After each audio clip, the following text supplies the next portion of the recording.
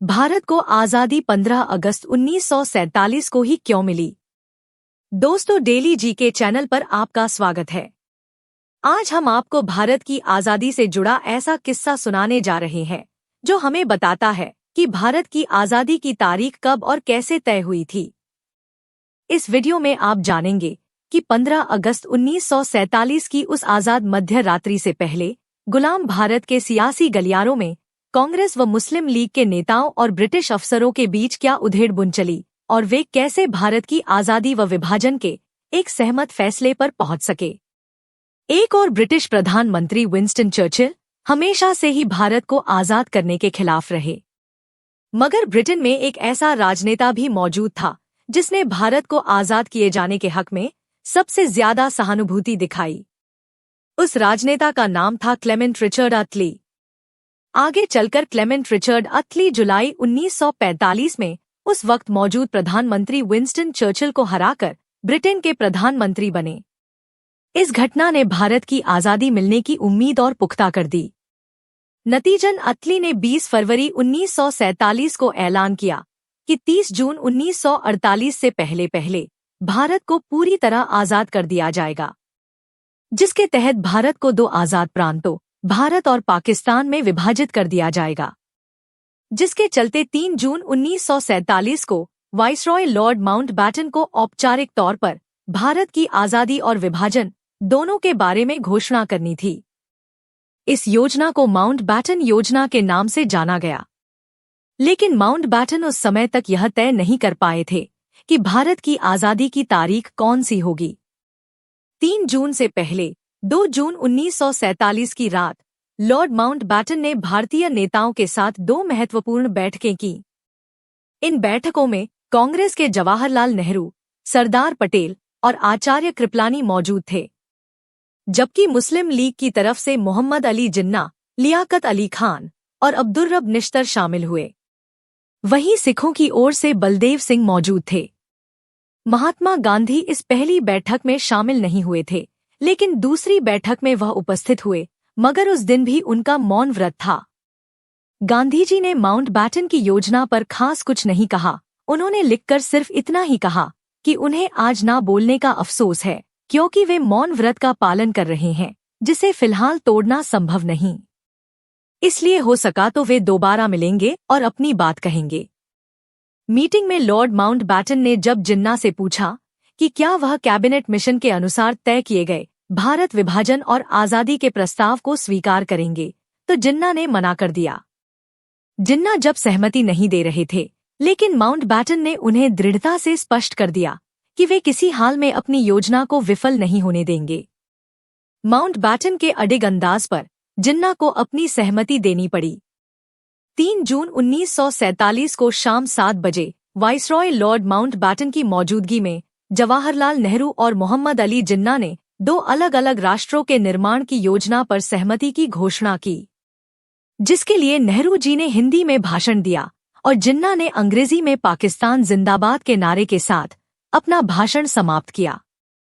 अगले दिन press conference में माउंटबैटन ने अपनी योजना को पूरे देश के सामने रखा और कहा कि वे खुद चाहते हैं कि अब भारत की सत्ता को जल्दी से जल्दी भारतीय नेताओं के हाथ में सौंप देना चाहिए। तभी किसी पत्रकार ने उनसे कहा कि अगर वे ऐसा सोचते हैं तो उन्होंने आज़ादी की कोई तारीख तो तय की होगी, तो वो तारीख क्या है? मगर माउंटबैटन ने उस वक्त तक भारत की आज़ादी किस दिन देनी है उसकी कोई तारीख तय नहीं की थी। तब उन्होंने फटाफट मन ही मन सोचा कि कौन सी तारीख बताई जानी चाहिए। अचानक उन्होंने 15 अगस्त 1947 को भारत की सत्ता सौंपने की घोषणा कर दी। आनन फानन में उनके दिमाग में एक यही अच्छी तारीख आई। दरअसल निजी तौर पर वे इस तारीख को अपने लिए गौरवशाली मानते थे, क्योंकि इसी तारीख को उनके नेतृत्व में जापान की सेना ने आत्मसमर्पण किया था। इस तरह अचानक भारत की आज़ादी की तारीख की घोषणा ने सभी को चौंका दिया था। अंततः 14 अगस्त 1947 की मध्यरात्रि को 2 आज़ाद मुल्क भारत और पाकिस्तान अस्तित्व में आए। जवाहरलाल नेहरू ने इस रात आज़ाद भारत के पहले प्रधानमंत्री के तौर पर अपना पहला ऐतिहासिक भाषण ट्राइस्ट विद डेस्टिनी जनता को दिया। लेकिन आजाद भारत के पहले प्रधानमंत्री का भाषण महात्मा गांधी नहीं सुन पाए, क्योंकि वे आजादी के इस जश्न में शामिल नहीं हो पाए थे। उस समय वे सांप्रदायिक हिंसा को रोकने के लिए बंगाल के नोआखली में थे। आजादी के पहले जश्न पर ना तो तिरंगा फहराया जा सका और ना ही राष्ट्रगान गाया जा सका। वैसे तो रवींद्रनाथ टैगोर जन गण मन 1911 में ही लिख चुके थे, लेकिन इस राष्ट्रगान 1950 में माना गया। वही भारत के पहले प्रधानमंत्री जवाहरलाल नेहरू ने लाल किले पर पहली बार तिरंगा 16 अगस्त 1947 को फहराया। कहने को 14 अगस्त 1947 की मध्यरात्रि को भारत और पाकिस्तान दो अलग देश बन चुके थे, लेकिन इनके बीच विभाजन की कोई सीमा तब तक तय नहीं हो पाई थी। इसका फैसला 17 अगस्त को रैडक्लिफ लाइन की घोषणा के साथ हुआ, जो भारत और पाकिस्तान की सीमाओं को निर्धारित करने वाली थी। तो दोस्तों, यह थी इतिहास के पन्नों में दबी वो घटनाएं, जिनकी वजह से आज हम एक आजाद भारत में खुलकर सांस ले पा रहे हैं। 15 अगस्त 1947 को हम आजाद हुए, लेकिन यह सफर बिल्कुल भी आसान नहीं था।